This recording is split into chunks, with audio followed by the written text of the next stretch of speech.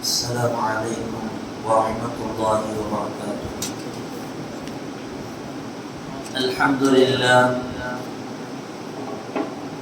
لله رب العالمين، والعاقبة للمتقين، الصلاة والسلام على أشرف المرسلين وعلى آله وصحبه أجمعين، أما بعد.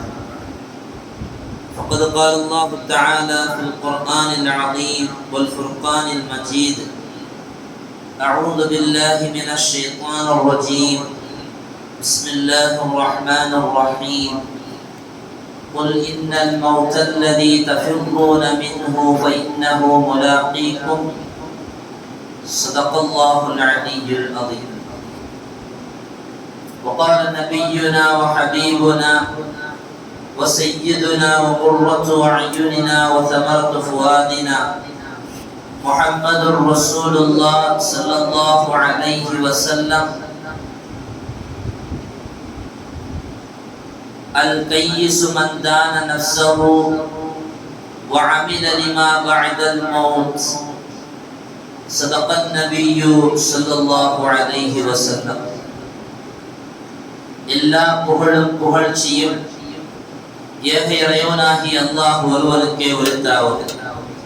அவன் சாந்தியும் சமாதானமும் ஈருலக வேந்தர் முஹம்மது ரசூலுல்லாஹ் ஸல்லல்லாஹு அலைஹி வஸல்லம் அவர்களின் மீதும் அவர்களின் அடிச்சுவடை அப்படியே அடிபெறலாமல் பின்பற்றிய உத்தம சத்திய சஹாபாக்கள், தாபிஈன்கள், தபஉத் தாபிஈன்கள், நாதாக்கள், சுஹதாக்கள், அவுலியாக்கள், நம் பெற்றோர்கள், உஸ்தாதுமார்கள், மனைவி மக்கள், இங்கே அமர்ந்திருப்பவர்கள், இன்னும் வர இருப்பவர்கள், நம் ஊர்வாசிகள், அயல்வாசிகள், கபர்வாசிகள், உலக முஸ்லிம்கள் அனைவர்களின் மீதும் என்றென்றும் குறைவின்றி நிறைவாக நின்று நிகழ்த்துமாக.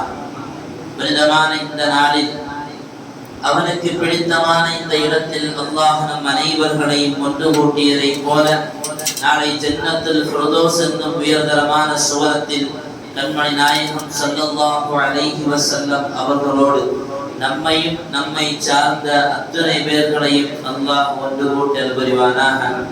நோய்கள் அனைத்தையும் ஷிஃபாவாக்கி தந்தல் புரிவானாக. அருமையான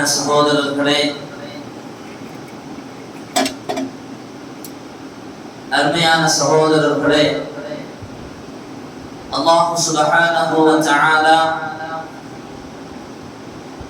வெப்பமான ஒரு நிலையிலிருந்து நமக்கு ஆறுதலான, நம் உடலுக்கு இதமான ஒரு சூழலை அல்லாஹ் ஏற்படுத்தி தந்திருக்கிறான். இதை போல் நம்முடைய வாழ்வில் நம்முடைய மண்ணறையை நல்ல குளிரான நல்ல ஒரு சூழலை அல்லாஹ் நமக்கு மண்ணறையிலும் வறுமையிலும் தந்தல் புரிவானாக.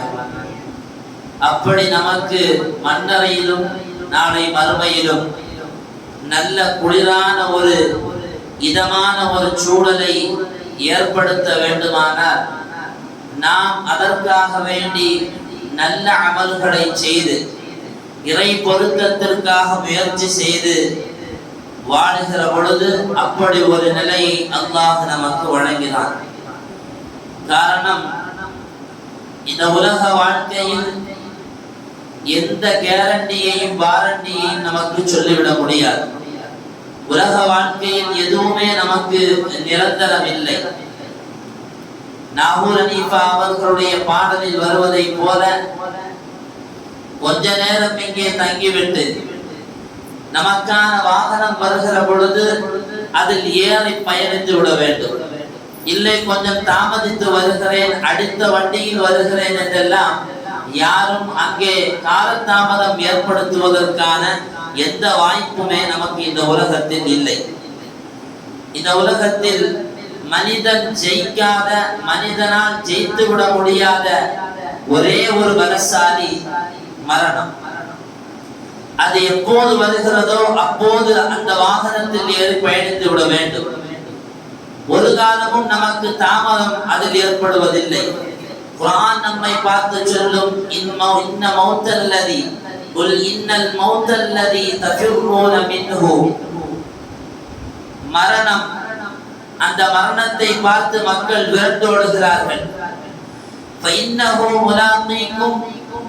எங்கு விரண்டு ஓடினாலும் அந்த மரணம் நம்மை சந்தித்தே தீரும். நாம் எங்கு போனாலும் சரிதான், அடையா விருந்தாளியாக வருகிற ஒரே ஒரு விருந்தாளி மரணம். அது வருகிற பொழுது சொல்லிவிட்டு வருவதில்லை, சொல்லாமலேயே வருகிற விருந்தாளி. நாம் அதை காணாமல் ஒளிந்து விடலாம் என்று நினைத்தாலும் அது ஒருபோதும் நம்மை விட்டு ஒளிந்து போவதும் இல்லை. குர்ஆனில் இன்னொரு இடத்தில் பார்க்க முடியும், ஐனமா தகூனு யுத்ரிகுல் மௌத். ஒருவன் எங்கே இருந்தாலும் சரிதான், அவன் எந்த கோட்டை கொத்தளங்களில் இருந்தாலும் சரிதான், பலமான அரண்மனையில் இருந்தாலும் சரிதான், அவனை மரணம் சந்தித்தே தீரும். ஒருபோதும் அவனை மரணம் மறப்பதே இல்லை. நாம் வேண்டுமானால் அந்த மரணத்தை மறந்து விடலாம், ஆனால் மரணம் நம்மை மறப்பதில்லை. அல்லாஹு மாத்திரமே அறிந்த தகவல்களில், அல்லாஹு மட்டுமே அவன் புறத்தில் அதை ஞானமாக வைத்திருக்கக்கூடிய பட்டியலில் குர்ஆனில் அல்லாஹ் பேசும்போது சொல்லுவான், இன்னல்லாஹ இன்தஹு இல்முஸ் ஸாஅ. அல்லாஹ் தஆலா கியாமத் நாளுடைய ஞானத்தை அவன் புறத்தில் வைத்திருக்கிறான். எப்போது கியாமத் ஏற்படும், எப்படி கியாமத் ஏற்படும் என்பதெல்லாம் அவன் புறத்தில் உள்ள செய்தி. வயுனஸ்ஸிருல் கைஸ், மழையை இறக்குபவனும் அவன்தான். வயஅலமு மா ஃபில் அர்ஹாம், எப்போது கர்ப்பம் தரிக்கும் என்கிற ஞானம் உடையவனும் அவன்தான். வமா தத்ரி நஃப்ஸுன் மாதா தக்ஸிபு கதா, ஒரு ஆன்மா நாளைக்கு அவன் என்ன சம்பாதிக்க வேண்டும் என்பதை அறிந்தவனும் அவன்தான். நாளைக்கு என்ன சம்பாதிப்போம் என்பதை இன்றே நாம் நிர்ணயிக்க முடியாது. காரணம், நாளை நாம் இருப்போமா என்பது நமக்கு நிச்சயமில்லை. அடுத்து அல்லாஹ் சொல்லுவான், வமா தத்ரி நஃப்ஸுன் பி ஐயி அர்தின் தமூது, ஒரு ஆன்மா அது எங்கே மரணமாகிறது என்பதையும் அல்லாஹ் மட்டும்தான் அறிவான். எப்படி மரணிப்போம், எங்கே மரணிப்போம், எந்த நேரத்தில் மரணிப்போம், இதுவெல்லாம் அல்லாஹ்வுடைய ஞானத்தில் கட்டுப்பட்டது. எனவே தான் இமாம்கள் சொல்லுவார்கள், நிரந்தரம் இல்லாத இந்த உலகத்தில் மனிதன் நிரந்தரமாக வாழ்வதற்காக வேண்டி ஓடுகிறான், இவனை விட மடையன் வேறு யார் என்பதாக. வேறு யாரையும் பார்த்தல்ல, உலகத்தில் அப்படி சிந்தனையோடு ஓடுகிற ஒவ்வொரு மனிதனையும் பார்த்து இந்த வார்த்தையை இமாம் பெருமக்கள் சொல்லித் தருகிறார்கள். அருமையான சகோதரர்களே, ஸல்லல்லாஹு அலைஹி வஸல்லம் அவர்களிடத்தில் ஒரு மனிதர் வருவார். ஜாபிர் இப்னு அப்துல்லாஹ் என்கிற சஹாபி அந்த ஹதீஸை அறிவிப்பு செய்கிறார்கள். பெருமானார் அவர்களிடத்தில் நல்ல தோற்றமுடைய, நல்ல வெளிச்சமான முகமுள்ள ஒரு மனிதர், நல்ல அழகான பார்ப்பதற்கு தோற்றமுள்ள ஒரு மனிதன் வந்து கேட்டார், யா ரசூலல்லாஹ், அஸ்ஸலாமு அலைக்கும் யா ரசூலல்லாஹ் என்று சலாமை சொல்லி துவங்கி அவர் கேட்பார், அத்துன்யா யா ரசூலல்லாஹ், துன்யானா என்னன்னு கேட்கிறார். பெருமானார் அவர்கள் வந்தவருக்கு சொல்லுவார்கள், அத்துன்யா கஹுல்மின் நாஹிம், உறங்குபவனுடைய கனவுதான் இந்த துன்யா, உறங்குபவனுடைய கனவுதான் இந்த துன்யா. அழகான அற்புதமான ஒரு உதாரணத்தை பெருமானார் அவர்கள் சொல்கிறார்கள்.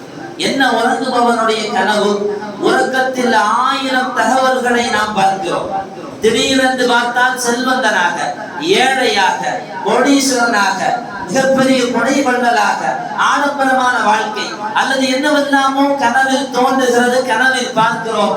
ஆனால் விழித்து பார்க்கிற பொழுது நாம் கண்டதெல்லாம் கனவு என்று நினைத்து அப்படியே அதை மறந்து விடுகிறோம். உலகம் அப்படித்தான், இது கனவு உலகம். இந்த உலகம் எவ்வளவு நேரம் கனவு இருக்கிறதோ அவ்வளவு நேரம் மட்டும்தான் உலக வாழ்க்கை. ஒரு நீண்ட நெடிய வாழ்க்கை அல்ல இந்த உலகம். ஸல்லல்லாஹு அலைஹி வஸல்லம் அவர்களுடைய இந்த ஒரு ஹதீஸ் இந்த துன்யாவிற்கான அழகிய உதாரணத்தை நமக்கு சொல்லித் தருகிறது. அருமையானவர்களே, 5 விதமான உலகம் மனிதனுடைய வாழ்க்கையில் அவன் கடந்து வருகிற 5 விதமான உலகம். ஒன்று ஆலமுல் அர்வாஹ். ஆலமுல் அர்வாஹில் ஆன்மாக்களாக நாம் இருந்த உலகம், நீண்ட நெடிய நாட்கள் நாம் அங்கே இருந்தோம். இரண்டாவதாக ஆலமுத் துன்யா, உலகம் என்று சொல்லப்படுகிற, துன்யா என்று சொல்லப்படுகிற இந்த வாழ்க்கையில் நாம் பயணித்துக் கொண்டிருக்கக்கூடிய இந்த உலகம்.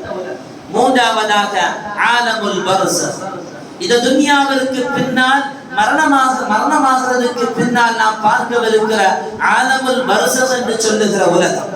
நான்காவதாக ஆலமுல் மஹ்ஷர், நம்முடைய மண்ணறையிலிருந்து நம்மை எழுப்பப்படுகிற அந்த மஹ்ஷர், மக்களை எல்லாம் ஒன்று கூட்டப்படுகிற ஒரு உலகம். ஐந்தாவதாக ஆலமுல் ஜன்னா வன் நார், சுவனம் நரகம் என்கிற அந்த உலகம். இந்த 5 உலகங்களிலும் ஆக மனிதனுக்கு சுருக்கமாக வாழ்க்கை ஆயுள் வழங்கப்பட்டிருப்பது இந்த துன்யா மட்டும்தான். வேற எல்லா உலகமும் ரொம்ப நாள் நீண்ட காலமாக நிற்க வேண்டிய, நீண்ட காலமாக நாம் காத்திருக்க வேண்டிய உலகங்கள். ஆனால் இந்த துன்யா மட்டும்தான் சுருக்கமான நேரத்தை கொண்டு அல்லாஹ் முடிக்கிறார். நாம் கஸ்ஸாலி ரஹ்மத்துல்லாஹி அவர்கள் இந்த உலகத்திற்கான உவமையை மிக அழகாக சொல்லி தருவார்கள். ஒரு மனிதன் பிறக்கிறான், பிறந்த மனிதனுக்கு வாங்கு சொல்லப்படுகிறது. இரண்டாவது காதில் அவனுக்கு இகாமத்து சொல்லப்படுகிறது. அதற்கு பின்னால் தொழுகை நடத்தப்படுவதில்லை. அவன் வாழ்க்கைக்குள்ளால் வளர்ந்து வருவான். அவன் மரணமாகும் போது அவனுக்கு தொழுகை நடத்தப்படுகிறது. ஆனால் அந்த தொழுகைக்காக வேண்டி வாங்கோ இகாமத்தோ கொடுக்கப்படுவதில்லை. காரணம், அவன் பிறந்த சமயத்திலேயே அவனுக்கான வாங்கும் இகாமத்தும் கொடுக்கப்பட்டு விட்டது. அவனுக்கு இனி தொழுகை மட்டும்தான் நடத்தப்பட வேண்டும். இந்த இரண்டுக்கும் இடை, வாங்குக்கும் இகாமத்திற்கும், அதை முடித்து தக்பீருல் தஹ்ரீமா கட்டுவதற்குமான நேரம் எவ்வளவோ அவ்வளவுதான் இந்த உலக வாழ்க்கை. ஒரு பெரிய நீண்ட கனவோடு இந்த உலகத்தில் வாழுகிறோம், ஏதோ இந்த உலகத்தில் நிரந்தரமாக இருப்பதை போல. ஆனால் சுருக்கமான ஒரு வாழ்க்கைக்கு சொந்தக்காரர்கள் என்பதை விளங்கி கொண்டுதான் நாம் இப்படி வாழுகிறோம் என்று சொன்னால், அருமையான சகோதரர்களே, நம்மை போல கை செய்தப்பட்டவர்கள் யாருமே இல்லை. மரணத்தை நம்ம மறந்தாலும் மரணம் நம்மளை மறக்கிறது, அது ஒருபோது மறக்காது. இல்ல நீங்க கொஞ்சம் பின்னால வாங்க, நான் அப்படியே மறந்துட்டேன், கொஞ்சம் தள்ளி வாங்க, அப்ப பார்த்துக்கலாம் சொல்லி மரணத்தை பார்த்து பேசி விடவும் முடியாது. ஸல்லல்லாஹு அலைஹி வஸல்லம் அவர்கள் சொல்லுவார்கள், அக்ஸிரு ஹாதிமின் லத்தாத், சுகபோகங்களை துண்டித்து எறிகிற, சுகங்களை இன்பங்களை துண்டாக்குகிற மரணத்தை நீங்கள் நினைவு கூறுங்கள் என்று ஸல்லல்லாஹு அலைஹி வஸல்லம் சொல்வார்கள். குர்ஆன் சொல்லுகிறது, ஃபைதா ஜா அஜலுஹும் லா யஸ்தஅഖிரூன ஸாஅ வலா யஸ்தக்திமூன்.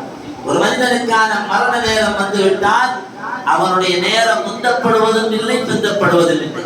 கொஞ்ச நேரம் உட்கார்ந்துட்டு வார, நல்ல அமல்களை நான் செய்யல, கொஞ்சம் தாமதமாக வாருங்கள் என்று மரணத்தை பார்த்தோ அல்லது மரணத்தை கொண்டு வருகிற மலக்குல் மௌத்தை பார்த்தோ நாம் பேசிவிட முடியாது. குர்ஆனில் அல்லாஹ் சொல்லுவான், வலன் யுஅஃஸிரல்லாஹு நஃப்ஸன் இதா ஜாஅ அஜலுஹா. ஒரு மனிதனுக்கான தவணை நேரம் வந்துவிட்டால் அல்லாஹ் ஒருபோதும் அவனை பிற்படுத்துவதில்லை. அந்த மரணத்திற்கு பணக்காரன் என்றோ ஏழை என்றோ எந்த பாகுபாடும் இல்லை. மரணம் வருகிற பொழுது அவன் நல்லவனாக இருந்தாலும் சரி, கெட்டவனாக இருந்தாலும் சரி, அல்லாஹ் வழங்கி அந்த தவணையோடு வந்தால் அது திரும்ப நம்மை அதோடு சேர்த்து அழைத்து விட்டு தான் செல்லும். அதற்கு தாவூத் நபி அலைஹிஸ்ஸலாம், நமக்கெல்லாம் தெரியும், தாவூத் நபி அலைஹிஸ்ஸலாம் அவர்கள் சிறந்த வணக்கசாலி. எப்போதும் தன்னுடைய நேரத்தை அல்லாஹ்வை வணங்குவதில், திக்ர் செய்வதிலுமே தன்னை ஈடுபடுத்திக் கொண்டிருந்த அதற்கு தாவூத் நபி அலைஹிஸ்ஸலாம் அவர்களுக்கு மரண ஓலை வருகிறது. அதற்கு மலக்குல் மௌத் அஸ்ராயில் அலைஹிஸ்ஸலாம் அவர்கள் வருகிறார்.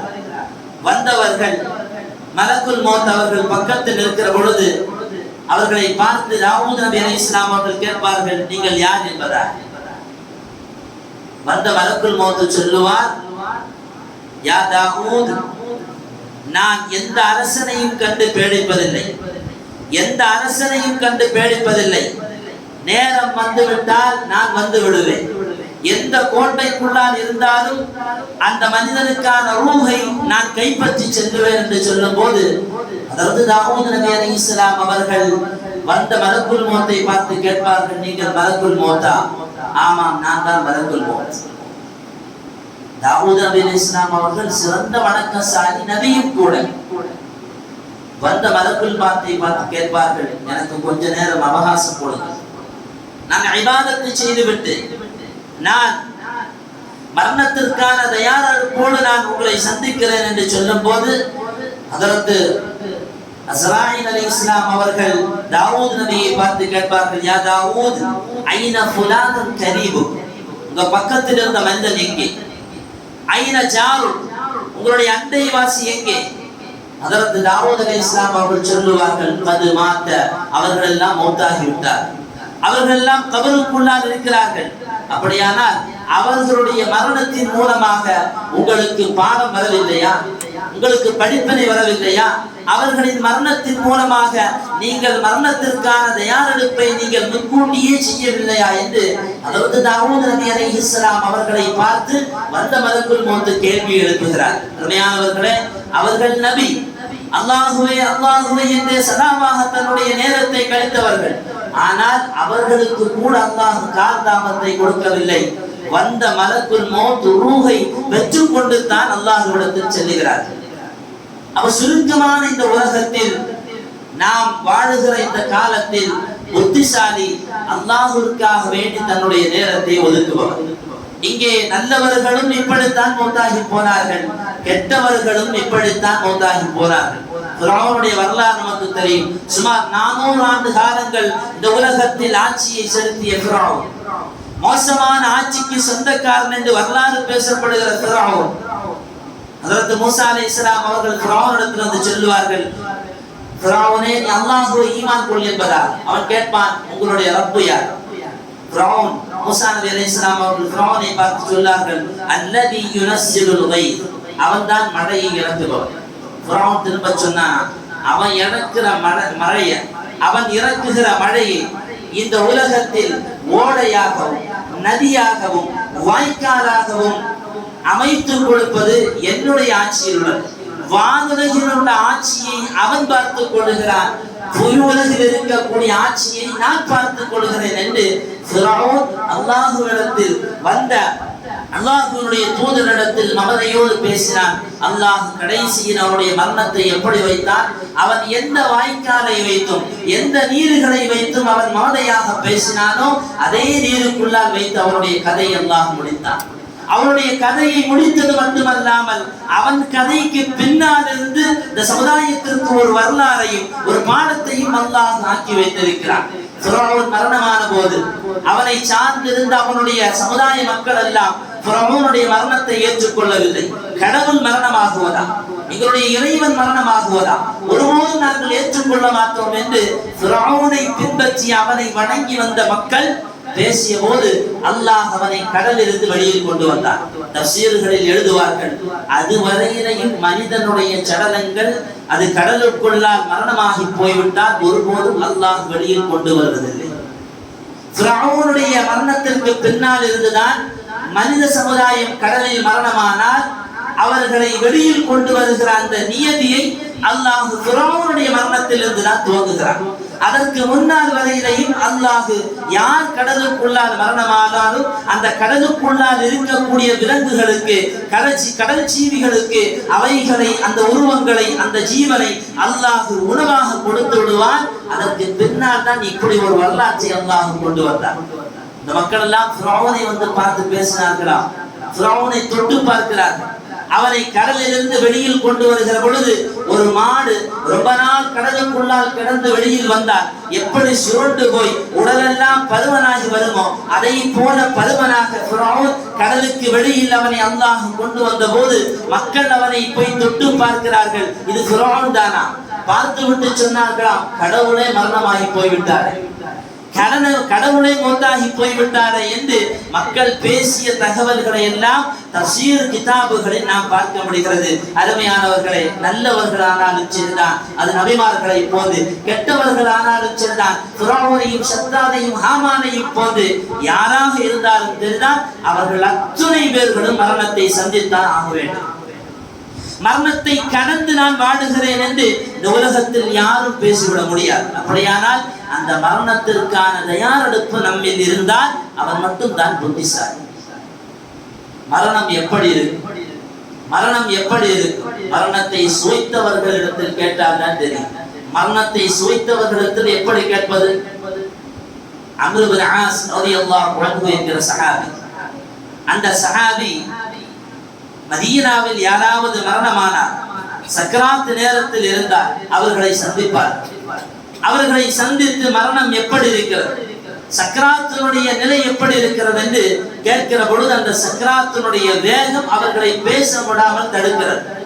எத்தனையோ பேர்களை சக்கராத்தில் இருப்பவர்களை பார்த்து அம்ர் இப்னு ஆஸ் ரலியல்லாஹு அன்ஹு அவர்கள் இப்படி கேள்வி தொடுக்க யாருமே அதற்கு சரியான பதிலை சொல்லாதவுடன் அம்ர் இப்னு ஆஸ் ரலியல்லாஹு அன்ஹு அவர்கள் பேசிக் கொண்டார்கள் மக்கள் மத்தியிலே, நான் மௌத்தாகிற பொழுது மௌத்தினுடைய நிலை, அதனுடைய சுவை எப்படி என்பதை இந்த சமுதாயத்தில் சொல்லிவிட்டு தான் மௌத்தாகுவேன் என்று அம்ர் இப்னு ஆஸ் ரலியல்லாஹு அன்ஹு அவர்கள் மக்களுக்கு சொன்னார். என்ன ஆனது தெரியுமா? அம்ர் இப்னு ஆஸ் ரலியல்லாஹு அன்ஹு அவர்கள் மரணமாகிற அந்த நேரத்தில், அவருடைய சக்கராத் நேரத்தில் மரணத்திற்கு வருகிற கூட்டம் எல்லாம் சக்கராத்திற்கு வந்துவிட்டது. காரணம் இப்படி சொல்லி இருக்கிறார்கள், மரணமாகும் போது மரணத்தினுடைய சுவை என்னவென்பதை நான் சொல்லிவிட்டு தான் இங்கிருந்து விடைபெறுவேன் என்று சொல்லி இருக்கிறார்கள். எனவே அதை கேட்டறிய வேண்டும் என்பதற்காக வேண்டி மதீனா நகரத்தில் அம்ர் இப்னு ஆஸ் ரலியல்லாஹு அன்ஹு அவர்களுடைய மரணத்திற்கு அப்படி ஒரு கூட்டம் பக்கத்தில் போய் அமர்ந்தவர்கள். அம்ர் இப்னு ஆஸ் ரலியல்லாஹு அன்ஹு அவர்கள் ஏதோ ஒன்று முணுமுணுத்துக் கொண்டிருக்கிறார்கள். அல்லாஹும்ம லஸ்து பதீஅன் ஃபஅததி, யா அல்லாஹ், நான் உன்னிடத்திலிருந்து பெருமை கொள்வதற்கு நான் பாவம் செய்யாதவனும் அல்ல, நான் எந்த பாவத்தை விட்டு விலகியவனும் அல்ல. லஸ்து கதியன் ஃபந்தஸிர், யா அல்லாஹ், எனக்கு எந்த சக்தியும் இல்லை, நீதான் என்னை அமல் செய்ய வைப்பவன், நீதான் அந்த அமல் செய்வதற்கான வழியை தருபவன், தவறில் இருந்து பாதுகாத்துக் கொள்வதற்கான திருப்புமனையை தருபவனும் நீதான் என்று ஹதரத் அம்ர் இப்னு ஆஸ் ரலியல்லாஹு அன்ஹு அவர்கள் முணுமுணுத்து விட்டு சொன்னார்களாம். பக்கத்தில் இருந்தவரை பார்த்து, மக்களுக்கு சொல்லுங்கள், மரண வழி இருக்கிறதே அது முள் நிறைந்த பாதை, முள்ளுக்கு மேலால் நடக்கிற பொழுது எப்படி இருக்குமோ அதே போலத்தான் மரண நேரம் இருக்கும் என்று அம்ர் இப்னு ஆஸ் ரலியல்லாஹு அன்ஹு அவர்கள் மரணத்தினுடைய சுவையை பற்றி மக்களுக்கு சொல்லுவார்கள்.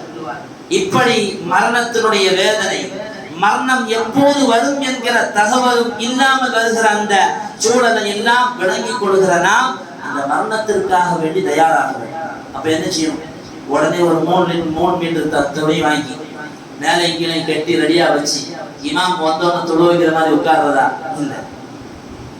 நமக்காக வேண்டி கட்டப்பட்டிருக்கக்கூடிய பள்ளிவாசலில் வந்து நம்முடைய நெற்றியை ரப்புக்காக வேண்டி பணிவாக அங்கே செலுத்த வேண்டும். ஹராம் ஹலால் இருந்து பேணி வாழ வேண்டும்.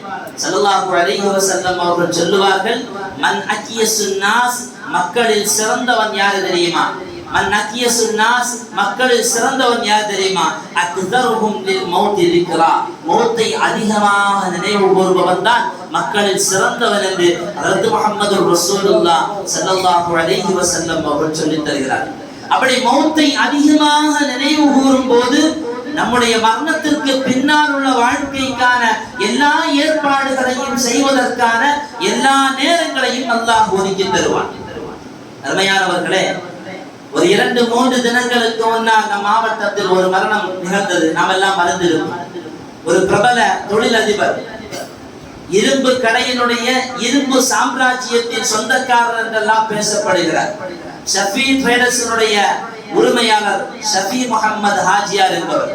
அருமையானவர்களே, ஒரு செல்வந்தர் என்பதனால் நான் இங்கே எடுத்து பேச வேண்டும் என்று நினைக்கவில்லை. சில ஆச்சரியங்கள் அந்த மரணத்தில் பார்க்க முடிந்தது. அவருடைய மரணம் நினைத்திருந்தால் ஆடம்பரமாக ஆட்டம் பாட்டத்தோடு மது பாட்டில்களோடு அந்த மரணம் அமைந்திருக்கலாம். அவருடைய மரணத்திற்கு பின்னால் அங்கே கூடியிருந்த அவருடைய வேலையாட்கள் அவர் மீது வைத்திருக்கக்கூடிய காதலால் அவர் பிரிவால் மதுவை அறிந்து கொண்டு ஆட்டம் பாட்டங்களை ஏற்படுத்தி சக்கரங்களை எல்லாம் தாறுமாறாக அங்கே காட்சியாக தந்திருக்கிறார்.